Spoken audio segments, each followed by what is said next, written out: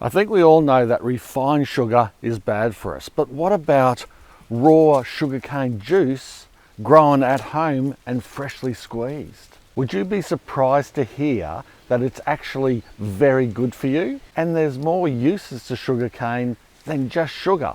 Plus, it's easy to grow. G'day, I'm Mark from Self Sufficient Me, and how sweet it is to bring this video to you.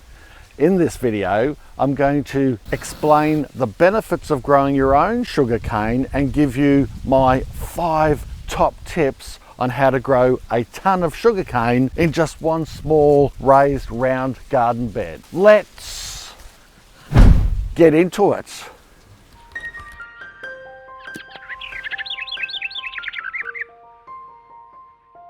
When I was a kid, I wouldn't say that everyone chewed on raw sugarcane. I mean, it wasn't even that popular back then, but it wasn't unusual either to see the odd kid come to school and snack on some peeled back sugarcane just like this for lunch or recess. These days it's rare to see sugarcane eaten or sold in its organic form, but around the world it's still a popular, cheap and healthier way to get your sugar fix compared to the refined junk many of us eat and drink in the West. There are many benefits to growing and consuming sugarcane at home. Firstly, it's an energizer that is quickly and easily absorbed by the body to replenish energy levels. Like for yourself after work, or you've just finished exercising, if you want a bit of a pickup because you're feeling a little sluggish, just chewing on some raw sugarcane like this, it can really be a good pickup. And tasty. Sugarcane is high in minerals such as calcium, which helps to strengthen our skeletal system and teeth. Kind of the opposite to what refined sugar does. It can help regulate your electrolyte levels, especially, like I said, if you're doing a lot of strenuous exercise or work out in the garden. It's low in fats, can help aid digestion, it's a good source of vitamin C, and it's rich in folic acids and antioxidants, which basically fights against the development of cancer cells. But I know what you're thinking. You're thinking, Mark, but sugar is sugar and it's still bad for you.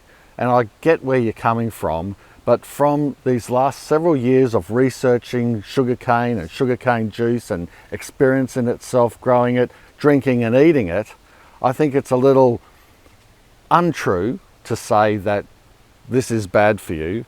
And on the other hand, it's not the full story either to say that this is really good for you. It has to be expanded on a little bit more than that. Sugarcane juice does have a low glycemic index, which means that you won't get a spike in blood glucose levels drinking cane juice like you would, say, with a glass of Coke. However, a glass of sugarcane juice is still a lot of sugar, and drinking too much of it isn't good for us either. So moderation, again, is the key. Although if we use raw, homegrown, organic sugarcane juice or syrup as an alternative to the refined sugar we buy, there's no doubt in my mind that this is healthier. Why? Well, because refined sugar doesn't have any benefits at all except for sweetening your food. It doesn't have any minerals or vitamins, that's all been taken out of it, and it might even contain, or probably does, a lot of chemicals like pesticides and even bleach. So for those of us who are worried about the degrading standards of supermarket food and want to limit the amount of chemicals we inadvertently put in our body, growing our own sugarcane might be the sweet spot. Now, besides eating pieces of sugarcane as a snack, it can be used in cooking to make skewers. During the cooking process, the sweetness blends in with the food to add flavour. You can also use sticks as an old-fashioned swizzle stick to stir beverages for a hint of sweetness. The juice itself can be added to other drinks like, say, cocktails. I know that's not healthy, but it could be a healthier substitute for, say, a refined sugar syrup. And it could also be added to soups. I make a crude syrup out of it by simmering down the juice, and then this can be kept on the shelf or even in the fridge for years if needed, and then used in stews or stir fries as a natural flavour enhancer or sweetener. I've even freeze-dried the juice for long-term storage, and then what you can do is crush it up into a powder to use like regular sugar in coffee and tea. But wait, there's more. Besides using sugarcane for food and drink, it's a great looking plant and it can be grown for ornamental reasons just like bamboo. It's a good wind blocker, or it can be used as a natural living screen for privacy or to help prevent soil erosion, to line pathways, or just a wonderful feature in your garden. Excess sugarcane can be mulched up or can even be used whole. There's an example here underneath this tree of just throwing it under, and as it breaks down, all these beautiful nutrients turn into a fertilizer type compost and leaches into the soil, feeding the fruit tree. Look at that. It's inside there. Practically nothing because all the juices and everything have gone under, and then eventually just like turns into dust. You can chop it up and add it to the base of raised beds or containers to improve the soil and growing medium overall. I use some of our purple canes as a living teepee trellis for climbing beans, and it worked really well. I just had to stitch them together in an ad hoc way and make a decent enough structure for the beans to climb up. It can be even better than bamboo in many cases because it breaks down a little faster. So if you wanted that temporary trellis for something that you could compost down later, well then sugarcane works perfectly for that. In fact, this trellis idea worked so well that the beans are long gone, but as you can see, the sugarcane took root, sprouted, and is taking over the whole bed. I thought it was a bit of an unrefined thing for it to do to me. Sugarcane is a type of grass, a really big clumping variety. Yeah, imagine the size of the lawnmower you'd have to have if this was your lawn.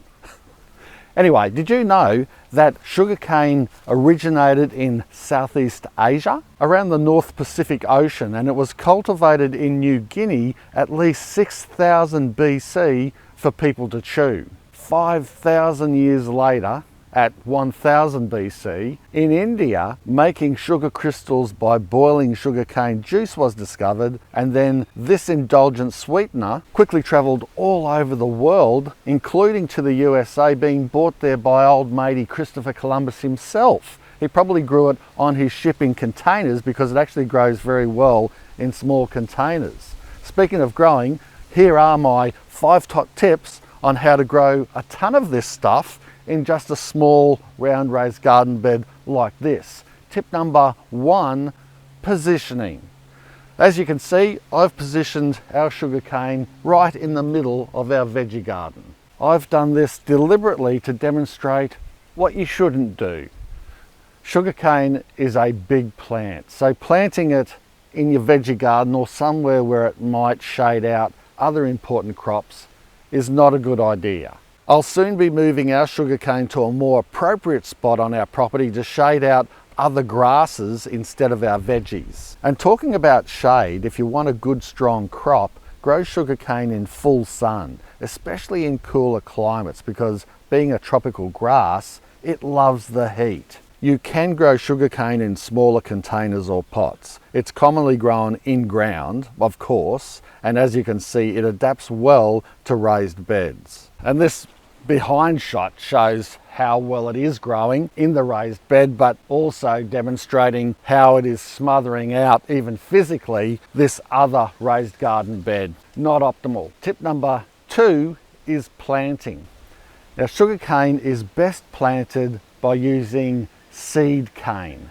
Yes, that's what it's called. I purchased our seed cane online, and it's not seeds. It's pieces of cane or cuttings that's used for planting. The reason why is most sugarcane seed is sterile, and even if you do get it to flower, and it will if you grow it long enough, the seeds the flower produces, if you can get them to germinate, won't be the same as the parent plant. So the best way to regrow sugarcane is by using these pieces of sugarcane cuttings, and the cane will root and sprout from these nodes. If they are fresh cuttings, there might not be any roots coming from the nodes at all. That's fine. Simply bury them horizontally in an inch or so under the soil and they should take root and sprout within a few weeks. The cuttings I received already had roots on them, so I buried them vertically by placing the rooted end in the ground like any normal plant. I've subsequently found out that planting vertically, even if there's no roots, but say the node is pretty close or in the ground, that will take root as well. As what happened with my TP trellis, the long bamboo-like canes quickly established itself and took root and started growing.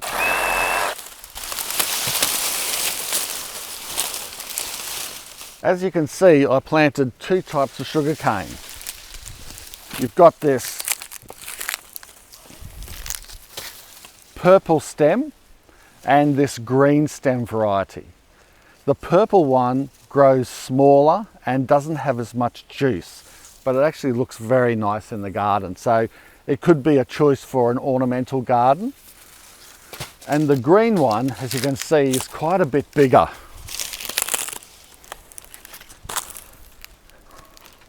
And it's thicker, and it's also juicier. So if I was growing it mainly for the juice, which I typically am, well then I would mainly grow this green one, but you know, growing both is certainly worth it. I'm looking forward to giving this a really good haircut once this video is finished. Tip number 3, pests and diseases. There's really only one major pest here in Australia, and that's the cane beetle. But the good news is this is mainly a commercial problem. The beetle larvae eats the roots of the plant and the adult eats the leaves. To try and solve the problem, our wise government imported the cane toad from Central America to eat the cane beetle. But it didn't work, and instead the cane toad subsequently turned into a massive pest also. Fancy that, the government being totally wrong about something. Cane beetle is managed by spraying the crops with potent pesticides that likely end up in our food. However, the home grower doesn't have to worry about that because sugarcane rarely has any growing problems for small scale or domestic use. In fact, it's one of the hardiest crops I've ever grown, and even though this is a tropical plant and we have reasonably cool winters, sometimes frosts, the sugarcane thrives. Tip number 4, ongoing care. Well, I'm going to be upfront with you. Since planting this sugarcane in this small round raised garden bed, I haven't given it any fertilizer at all. I can't recall not even a liquid fertilizer. That's because there wasn't any need. As you can see, it's grown spectacularly. I did have a crop of tomatoes in this bed previously, so there could have been some leftover nutrients, but even at the time of planting, I didn't add any fertilizer to the soil, so it wouldn't have been very rich with nutrients. Therefore, my conclusion is that sugarcane isn't a particularly hungry crop. So I would only fertilize if you see weak growth or obvious signs of problems like yellowing leaves, sickly looking, and then maybe give it some fertilizer. I would also assume that too much fertilizer could have negative effects, just like it does with corn sometimes, encouraging long, thin, sickly plants, so try not to overdo the love and only fertilize when necessary. It's more likely that you will need to prune the clumps like I've been doing to save your other plants or just to tidy it up.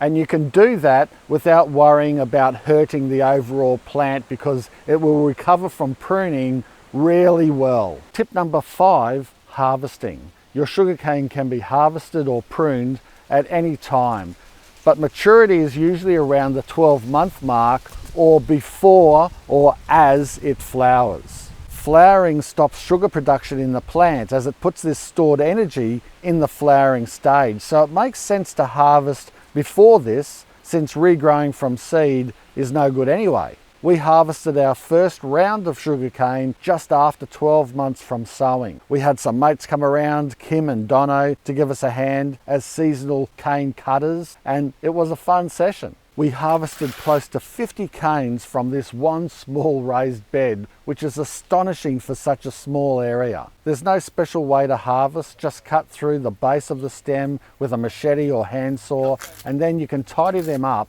by removing the tops, and you'll be left with a clean stem ready for processing. The offcuts can be or should be used as a mulch, and the base can be left in the bed to regrow.